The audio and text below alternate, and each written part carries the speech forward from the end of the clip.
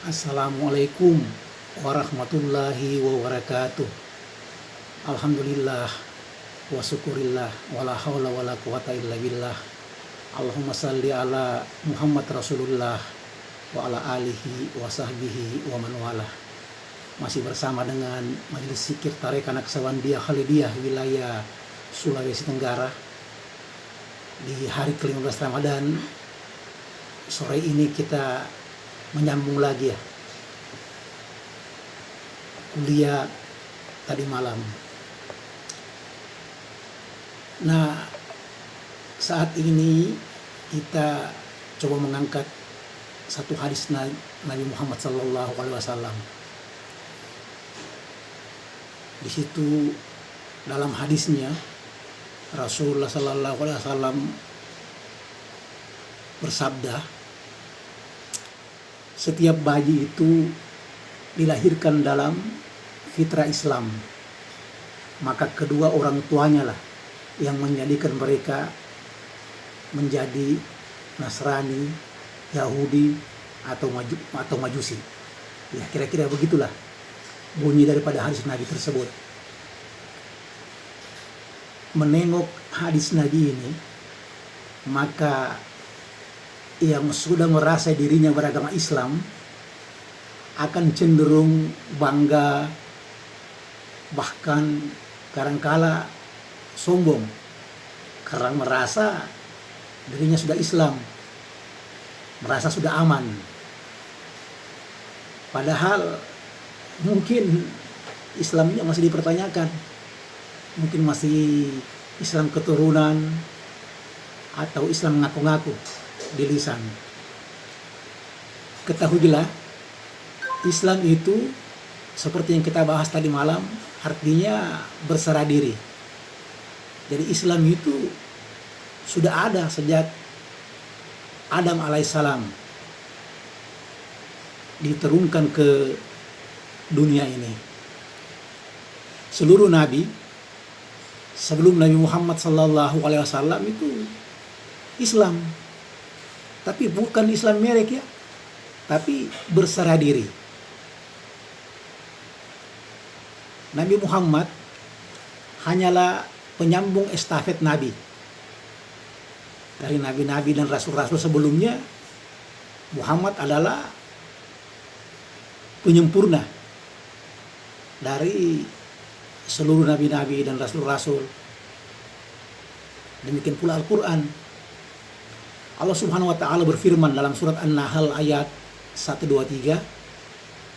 Di situ dijelaskan artinya, kemudian kami wahyukan kepadamu Muhammad, ikutilah agama Ibrahim, seorang yang hanif, dan bukanlah dia termasuk orang-orang yang mempersekutukan Allah. Jadi sesungguhnya Islam itu atau berserah diri itu milik setiap insan yang bertauhid, yang tidak mempersekutukan Tuhannya. Nah, tauhid inilah yang diajarkan oleh semua nabi-nabi melalui cara, metode, bahasa sesuai dengan situasi dan kondisi di mana kaumnya pada saat itu berada. Nabi Daud alaihissalam mengajarkan kitab Qadim yang dia transfer dan translate dalam lidahnya pada saat itu, sehingga menjadi sabur.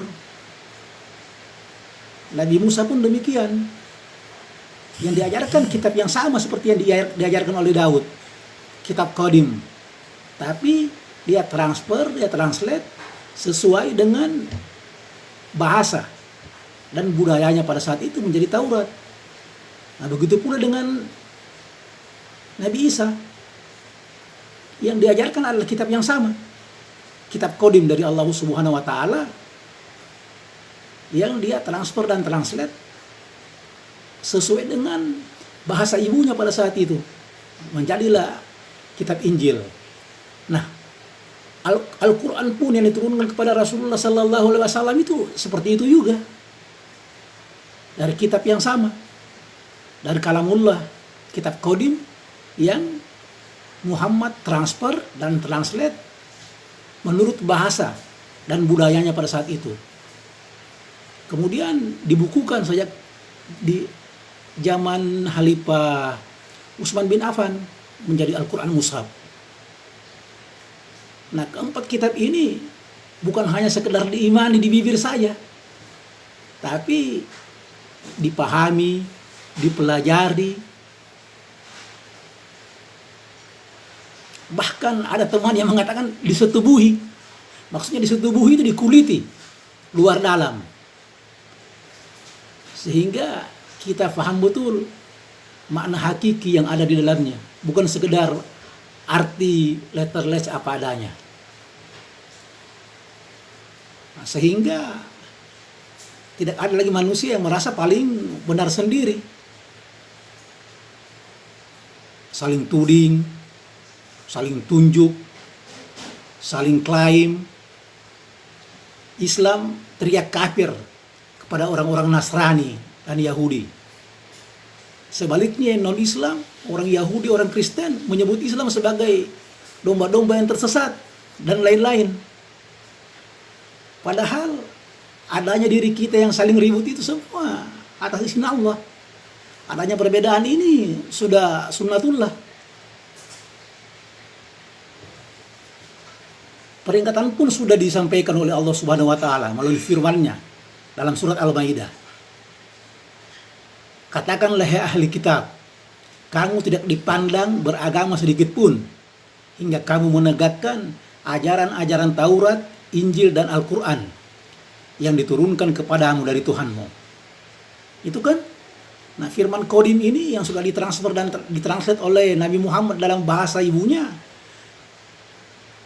membuktikan kepada kita bahwa tidak ada lagi orang yang menyatakan bahwa dia mendominasi surga, mendominasi kebenaran.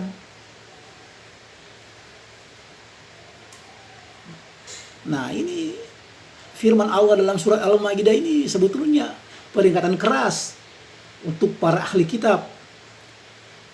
Ahli kitab itu ya orang-orang yang mempertuhankan kitab, merasa bahwa hanya kitabnya yang paling benar, kitab yang lain salah. Apalagi sekarang ahli hadis, kalau tidak ada dalilnya begini dari ini, mana dalilnya apa segala macam, nah, itu sudah termasuk dalam golongan ahli-ahli kitab. Mau kitab suci Al-Quran kah, Zabur kah, Injil kah, Taurat kah, atau hadis-hadis riwayat Imam A, Imam B, Imam C. Begitu ya. Jadi ini peringatan untuk para ahli kitab yang gagal paham, yang dengan mudahnya menjudge kitab lain salah. Ya, kitab lain semua salah. Hanya kitab ini yang benar. Hanya kitab ini yang sempurna. Sesungguhnya kitab-kitab Allah itu semua sempurna, karena diracik oleh Allah sendiri. Semua itu berasal dari kalamullah, kitab Qadim, yang nanti oleh rasul pembawa kitab dan rasul pembaca kitab ditransfer dan ditranslate dalam bahasa ibunya mereka, bahasa kaumnya mereka. Hanya saja manusia-manusia itu belum paham, belum memahami secara utuh dan menyeluruh. Makanya di surat Al-Baqarah ayat 62 Allah Subhanahu wa taala menegaskan, sesungguhnya orang-orang mukmin itu, orang-orang Yahudi, orang Nasrani, orang Sabi'in, siapa saja di antara mereka yang benar-benar beriman kepada Allah, beriman kepada hari kemudian dan beramal soleh, mereka akan menerima pahala dari Tuhan mereka. Tidak ada kekhawatiran kepada mereka, dan tidak pula mereka bersedih hati.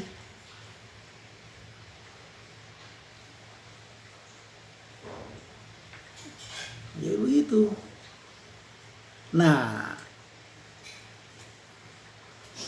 adanya statement yang menyatakan bahwa al-aslamu rahmatan lil alamin, ya memang itu benar. Islam itu rahmat bagi seluruh alam. Tapi bukan berarti menafikan agama-agama yang lain. Karena agama-agama lain juga itu berasal dari Allah sesungguhnya. Nah, kita harus kaji sebetulnya yang mana yang dimaksud dengan al-aslamu ini. Al-aslamu yang rahmatan lil alamin ini yang bagaimana?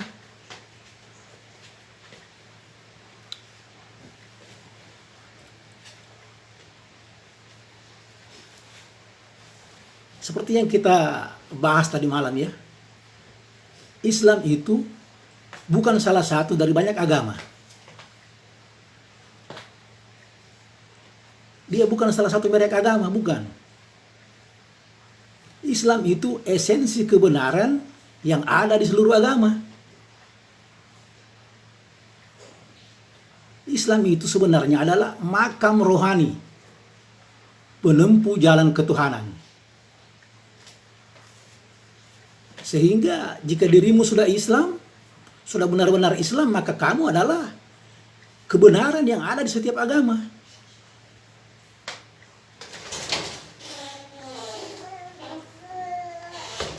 Nabi Muhammad itu tidak membawa agama loh.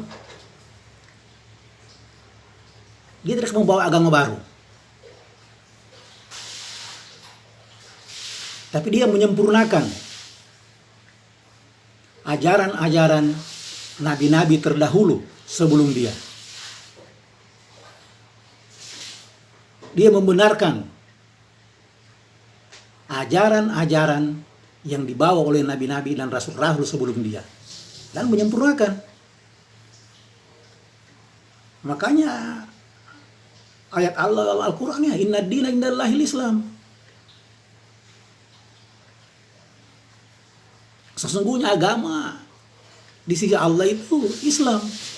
Tapi Islam yang dimaksud di sini bukan merek. Islam yang dimaksud di sini adalah kondisi rohania yang berserah diri kepada Allah, berserah diri kepada Tuhannya. Nah, seluruh agama itu sebetulnya baik dia agama samawi maupun agama ardi, agama ciptaan manusia, sesungguhnya pada dasarnya semua mengajarkan tentang Islam, tentang berserah diri. Sekali lagi ya, semua agama, agama samawi maupun agama ardi, semua mengajarkan tentang Islam. Tapi Islam yang dimaksud di sini adalah Islam sebagai makam rohani. Islam yang berserah diri, bukan Islam merek agama. Karena itu ya wajar saja kalau ada orang yang mengatakan bahwa sesungguhnya itu orang-orang yang sudah paham tentang ini dari semua agama manapun, dia Islam dalam Nasraninya, Islam juga dalam Yahudinya, Islam dalam Majusinya, Islam dalam Hindunya, Islam dalam Budanya, Islam dalam Konghucunya, Islam dalam Kejawennya, dan Islam dalam Ma'rifatullahnya. Begitu ya. Ya, mohon maaf, silakan pusing. Bagi yang masih pusing, yang masih belum memahami tentang metodologi dan teknologi agama. Tapi bagi mereka yang telah tercerahkan, yang telah dipilih dan dikehendaki oleh Allah Subhanahu wa taala, dia paham tentang kata-kata seperti begini. Nah, begitu ya. Silakan bila Anda ingin belajar, datanglah di Tarekat Naksabandiyah Halidiyah yang ada di 70 kabupaten kota seluruh Indonesia. Kami terima dengan lapang dada dan hati yang terbuka. Belajar metodologinya, belajar teknologinya, dan semua eksakta, ilmiah, ilmu pasti. Udhuluha bisalamin aminin. Salamun bima sabartum, salamun kaulam mir rabbir rahim. Ini tentang pembaharuan akhir zaman. Ini tentang kebangkitan agama tauhid. Ini tentang praktek Tarekat Naqsabandiyah Khalidiyah. Ini tentang cinta kepada guru kami, Sang Walia Mursida. Ilahi anta maksudi, wa ridhaka matlubi.